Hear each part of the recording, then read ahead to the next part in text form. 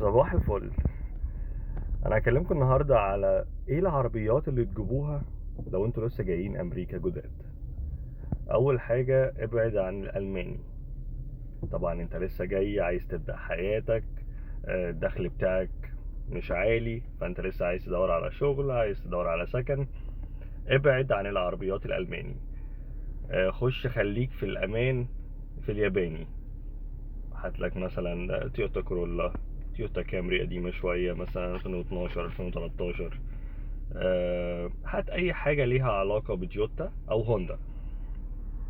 النيسان حلوة بس فيها مشاكل في السي في تي ترانسميشن بتاعهم، بيبوظ بسرعة.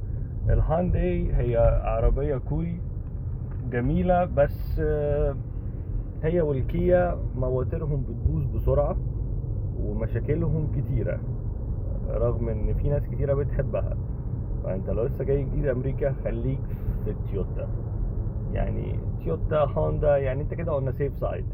لما بقى ربنا يكرمك وتشتغل شغل حلو وتظبط دنيتك وتبقى ستيبل كده، هاتلك بقى عربية الماني سبورتي، اعمل اللي انت عايزه. بس as a first car يعني اول ما تيجي خليك في التويوتا. صباحكم فل.